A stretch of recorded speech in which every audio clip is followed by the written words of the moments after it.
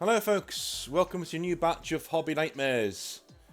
Good news, we should have some more gameplay footage on the background of our videos by the weekend because we are doing a full stream on Sunday during the daytime in which we will be doing a prize draw. That is for 5 boxes of your finest Yorkshire tea signed by yours truly. If you want to be involved, all you need to do is be a member of the Patreon or a member of the channel. Each of those two things means you are supporting me financially and the channel, helping it stay afloat, and you're doing me a huge solid. I know it's only a small reward, a box of Yorkshire tea, but hey, it's something, and it means we can hang out together on Sunday. So even if you're not going to be involved in the prize draw, make sure you head over to the channel on Sunday, because I may have a little bit of an announcement too, to do with other things going on in life, but we'll get to that later on. Firstly, another point to make before I start reading these Hobby Nightmares. Guys, please proofread your Hobby Nightmares. Alright? I just did a full, nearly a full recording session where I got 2 nightmares in, and then the third nightmare started off okay but devolved into absolute gibberish, causing me to abandon the nightmare, ruin the video, and I have to go back and re-record everything all over again. Alright? I'm going to leave those nightmares for another day. So, because, you know, I don't want to be reading these sounding bored, do you know what I mean? Because I've already read them before. So, I'm going to leave them for another day and do them towards the end of the week. But please reread your work. Just once, maybe. If it sounds like gibberish to you, it's going to sound like gibberish to me, alright? Maybe get somebody else to proofread it for you. I don't mind. Whatever you want to do. Yeah, help me out, please. Anyway. Olaf says, "Good evening, Mr. North." Good evening, Olaf. "You can call me Olaf, because that is my name." Good. Olaf's a really manly name. "I have never thankfully experienced a real hobby nightmare of the caliber that gets described on your channel. However, I have really felt motivated and helped in my daily struggles by listening to you from time to time, and now I have the urge to share a story of my own." I love these ones. These ones are the ones that are really good. Okay. "These tend to be stories that people have sat on for years and they didn't want to tell anybody. They're the good stuff, right? Me and my younger brother started playing 40k back in 3rd edition, being around 12 and 13 years old.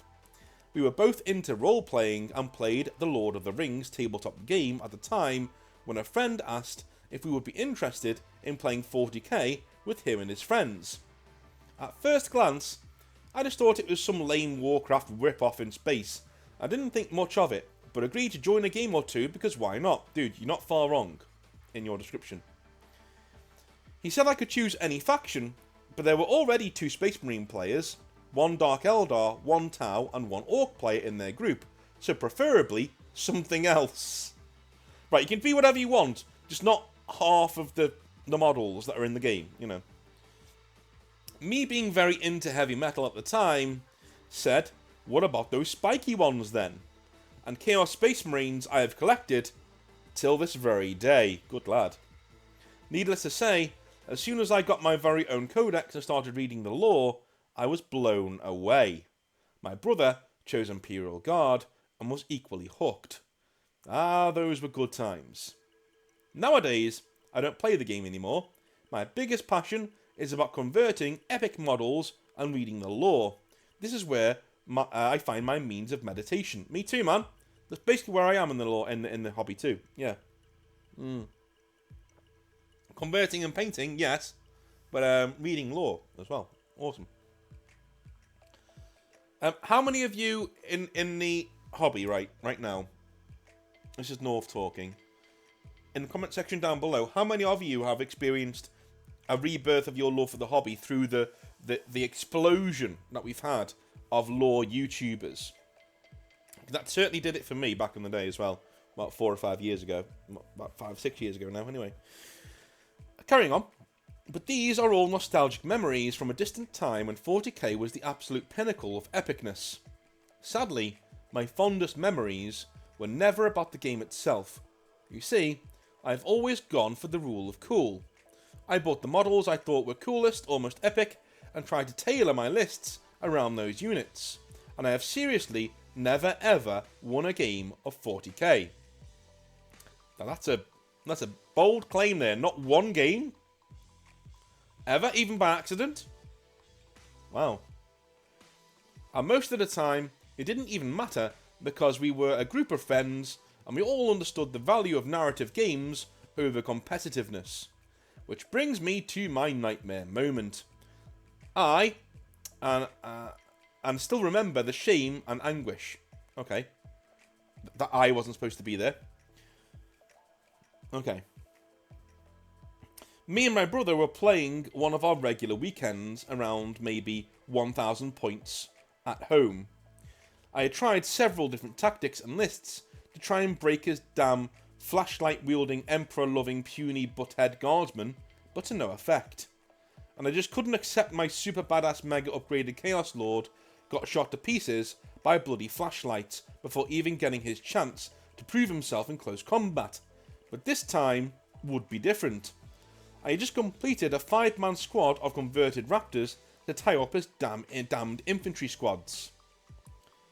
Enter the Lemon Rust Demolisher, and you can probably guess the outcome. I don't remember the details, but I do remember rolling a whole lot of 1s and 2s. In hindsight, I was probably hungry at the time, and today I know I have ADHD, which I didn't back then. Usually, I'll be able to keep my cool even in these situations, not wanting to be a sore loser, but this time, I just fragging snapped. Before I go any further, I'd like to note, this is a channel that celebrates positive mental health, right? But we also don't use mental health as a crutch. I'm not saying that's what you're doing, by the way, so don't panic. We also don't use mental health as a crutch, right? It's a low thing to do that I don't like doing, right? ADHD is coming up a lot now, is what I'm tending to come across. And I don't think 90% of the millennial generation has ADHD. The amount of people who tell me they have ADHD, and I ask them if they were diagnosed, and they say no. They've just looked at the symptoms, and they know that that's what they've got. You don't have ADHD. Until you're diagnosed, and you go to somebody, and they diagnose you, you do not ever self-medicate, or not self-medicate, self-diagnose. It's not a good thing to do. Go and get yourself some professional help if you think that you need it. And then they will diagnose what you have and what's going on, okay? And even then, they might be wrong. They might be wrong. You know, I've known people who've been diagnosed with their medical conditions that then it turns out they were just going through a really bad time, you know? So be very, very, very careful before you label yourself or others, okay? Mental health terms aren't to be thrown around willy-nilly, and they certainly aren't a bloody excuse for you to get the afternoon off of work, alright? It's serious shit. I'm going to go with you here and say that you have ADHD, no problem, but it's just something that I wanted to bring up when that came up there, alright? Okay. Let me take a sip of tea and I'll carry on.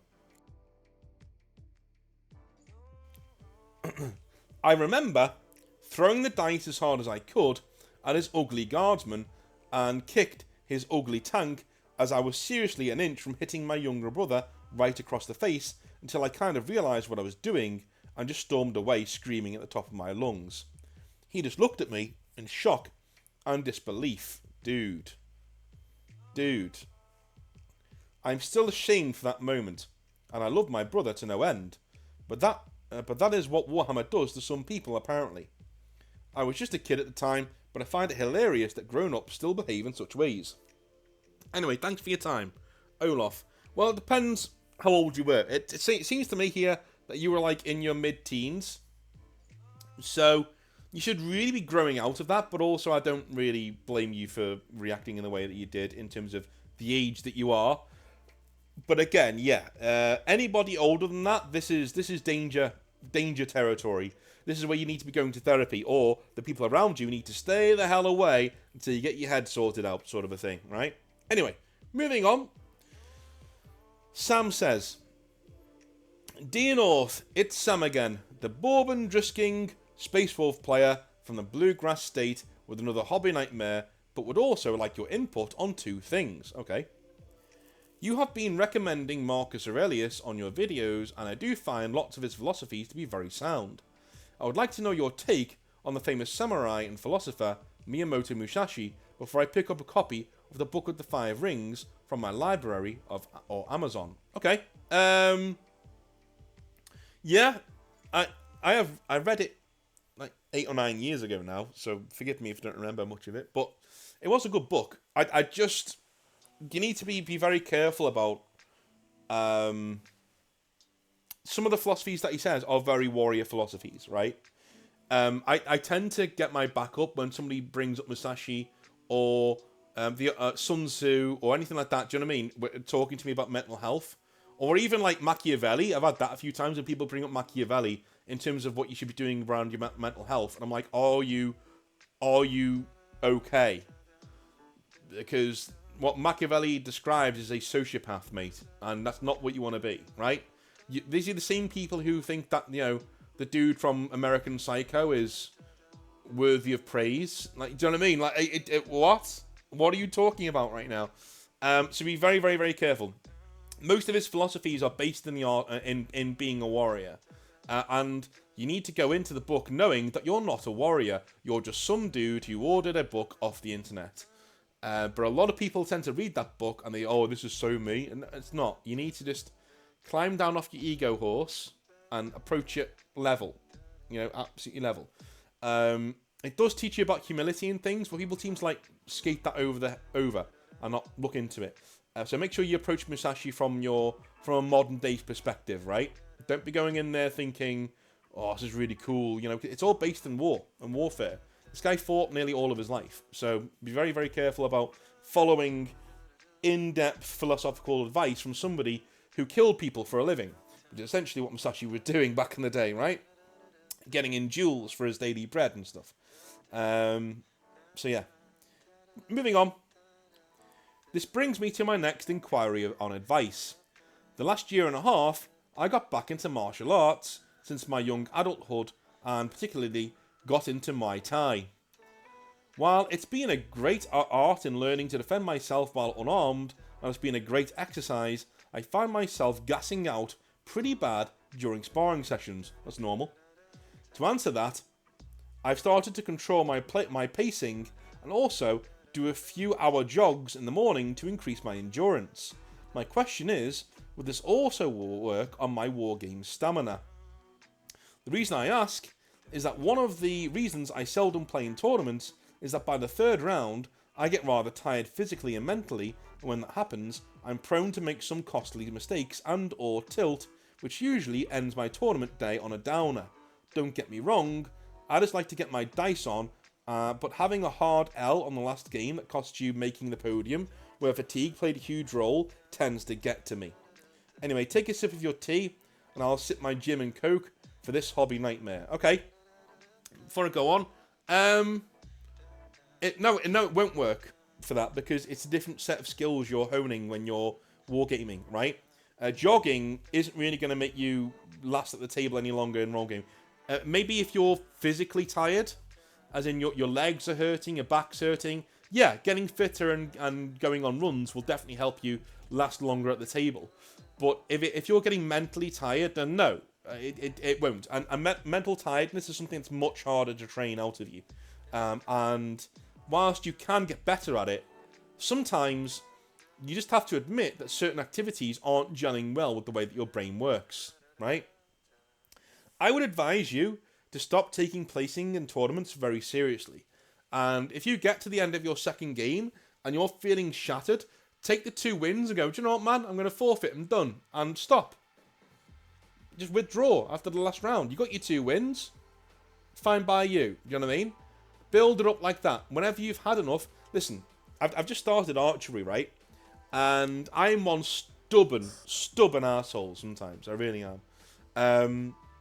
So when we're doing what's called an end is three arrows into the target, right? So we're firing these ends away, and I'm getting a bit tired, and I can see that my arrows are starting to go a bit adrift of the mark. And instead of stopping and taking a rest, I carry on, and my day just gets worse and worse and worse and worse. until my trainer comes over and says, listen, I'm enforcing you to take a break. Take a break. Right? Because your shots are not going to get better. You're tired. That's what it is. You're tired. That's all it is. You've been firing arrows nearly all day. Right? Your hands are red raw. Your back's red. You need to stop. So I stopped. Went and had an ice cold water. Sat in the shade for a bit.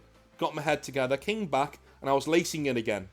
And again, after about 10-15 minutes of that, I started to lose it again. But now I knew, listen, I need a break. This is what's happening. My body's starting to break down again, and I stopped. Right?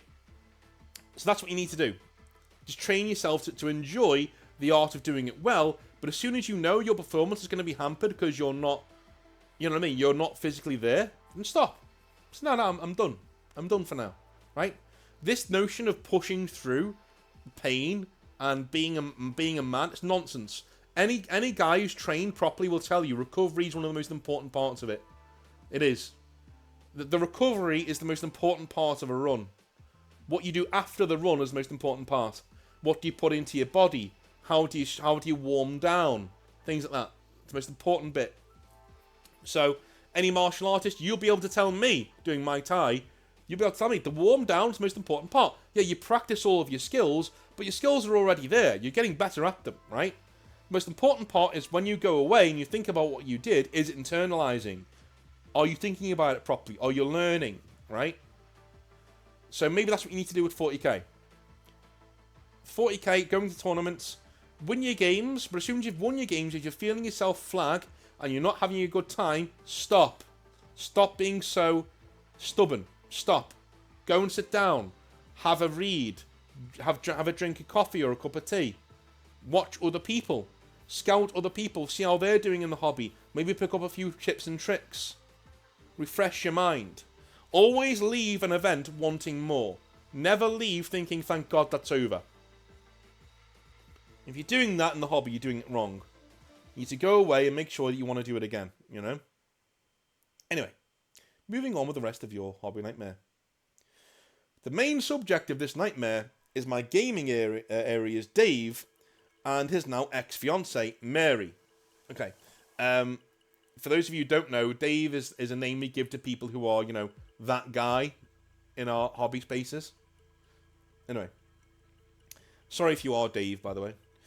Dave and Mary were a young 20s couple and students at the local university. Now, Dave wasn't a bad guy the first few times we were at other ends of the gaming table during the latest days of 40k 6th edition to 7th edition. I would bring my Space Wolves, and Dave would bring Tyranids, and Mary would bring Necrons. I would say that starting off, we all had an even share of wins and losses. Mary was your typical cute, nerdy trophy girlfriend for geeks. Trophy girlfriend. She even got me some paints as a consolation prize when we had a disaster of a tournament at a new local game store. They even invited me to their wedding. Yet, in the few months that went on, I noticed they started to dip into other factions such as Eldar, Space Marines, and Imperial Knights, when they were the hot new thing. These huge increase in their models seem to just happen around the turn of the college semester, as the two are university students getting their student loans in. This was at the time when we had the ever so abused ally system, so it wasn't uncommon that I came up to them with a few knights next to either Eldar or even Tyranids. Dave would pack as many psychers into his list as he could, just so he could fish out some of the most broken spells at the time, and, of course, invisibility. To sum it all up, Dave was a win-at-all-costs kind of guy. Dude, I came across this in 7th. 7th was a joke for this. Formations and allies. Dude, 7th was a fucking mess. A mess. We once had, at university, we had an Apocalypse game where a friend of mine brought 350 Orc boys, right? And of course, they're all, because we're playing Apocalypse, they're all one unit. It's one unit of Orc boys. And of course, they've worked out beforehand that their little friend over there, his mate, is going to cast invisibility on the one unit of 350 orc boys. Yeah. Yeah. And they said, oh, sorry, guys, we just had to do it, you know what I mean? So funny. It's like, yeah, okay, yeah. One turn of that, fair enough. They did it the next turn, the next turn, the next turn. Ruin the entire game for everybody, because you can't... You're hitting on sixes, you know what I mean? You can't touch them. You can't touch these orc boys. And I was just, kind of done with it at that point, 7th edition. This is at the point that, even in my GW interview, which was like a year later, I still brought that up as a reason why, I couldn't wait for the rules to change. Because they were like, yeah, honestly, is there anything you change about the hobby? And I said, yes, I do a new edition of 40k. And they said, why? I said, well, because of things like this. Formations, allies, nonsense, right? Nids should not be allying with anybody. Necrons shouldn't really be allying with anybody. I know Blood Angels are a thing. No, they shouldn't really be allying with anybody, right? We should have a game that's balanced enough that factions can stand on their own. And eventually, we kind of got that at the start of 8th edition. So, and they did give me a wry smile when I was talking about that, because obviously they knew it was coming and I didn't. But anyway, this time for another tea and bourbon sip, because this is where it comes to a head. The manager and tournament organizer at our local game shop implemented the house rule that 3/4 of your army had to be the standard force organization chart, which was 1 HQ and 2 troops. This was done to put a lid on the crazy formations and alternate detachments that were coming out at the time. Our manager would post them on the even page on Facebook, so that everybody should be aware of what was going on. Dave came in with his 4 knights and a handful of his fiance's Necrons. Dave, your list isn't legal for this tournament, right? I told him. It isn't, replied Dave. No, it says so on the Facebook, even in which you've marked yourself as going. I politely informed him. That's when the manager / tournament organizer came up to enforce what I've said. Dave, as nonchalantly as he could, but still annoyed, packed up his models and simply left. The tournament went on as normal, and I even placed that day, so all was good, or so I thought. Later that night, for some reason, I was looking up the store on Google, and that's when I noticed a rather lengthy 1-star review that was just posted a few hours ago. It was the most petty, juvenile hit piece that went over things that were unrelated to the store. It was the kind of review that would make a Karen on Yelp proud. Of course, it was linked to Dave's Google name. That's when I took it upon myself to write a review of my own that was objective but still positive for the store. I never saw Dave or Mary again in the store, but I was still friends with them on social media. Not long after, Dave made a post that the wedding was off. Not long after, Mary made a post about getting toxic people out of your life and followed that up with a link to her eBay page where she had all of her Imperial Knights listed. To be honest, I have mixed feelings on this. As much as I do take some delight in seeing such toxic players crash and burn, I also feel sad if it's part of a much more toxic relationship. Do have some peace of mind, as Mary was able to move on and to my knowledge, marry another man. As for Dave, I haven't heard from him, but I've seen his name listed in one of the tournaments on my current hobby store's page. Hopefully he's changed, but if not, and I happen to get paired with him, I might just automatically concede before the first die is even rolled. Well, yeah. I would be very careful about judging somebody by one bad day. Do you know what I mean? What this guy did was pretty petty, yeah. It was really, really nasty and a small dick move, right? We call that kind of thing a small dick move, and which is why he lost his woman, because, I think anyway. But I'd be very, very, very careful about judging somebody and their entire character on one bad day, because all he did there was he left the store, right? He just left. He said, nope, this isn't for me. See you later, and left. That's his prerogative, man. He can do that.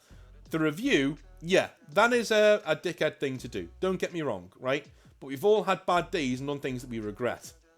So, as you quite rightly say, you don't know what's been going on behind closed doors, so you don't know whether you should judge this guy or not. I wouldn't automatically take Mary's side of the story either.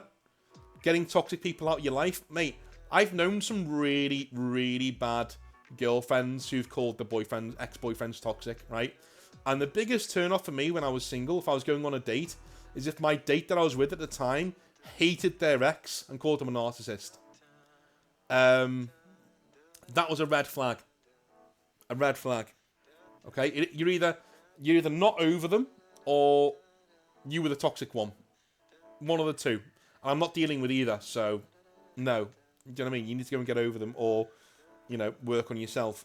So be very, very, very careful about listening to people who say, oh, my ex is so toxic, oh my god. Because why would you post that on social media if you're not the toxic one? Do you know what I mean?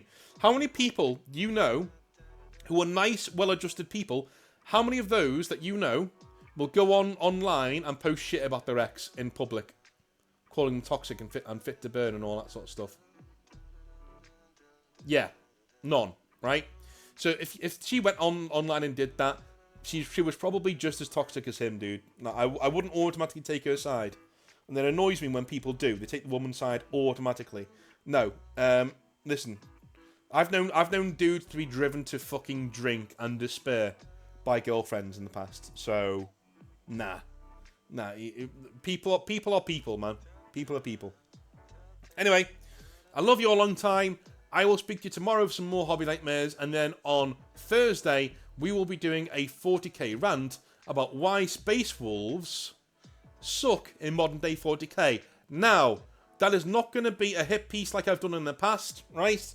It is going to be on the Wolves' side, and how we can make them better, and why, in general, they don't work in 40k. They just don't. And I'll get into it at the time. It's one of those things where every year or two I will cover the same subject, just to see if my opinions have changed over time, because they do. And my opinions on the Wolves have changed a little bit to be a bit more positive. But I'll see you on Thursday for that hobby rant, and tomorrow we'll be doing some more Hobby Nightmares. Alright? I love you all, long time, and I'll see you tomorrow. Have a brilliant rest of your day, and I'll see you then. Have a good one. Bye now.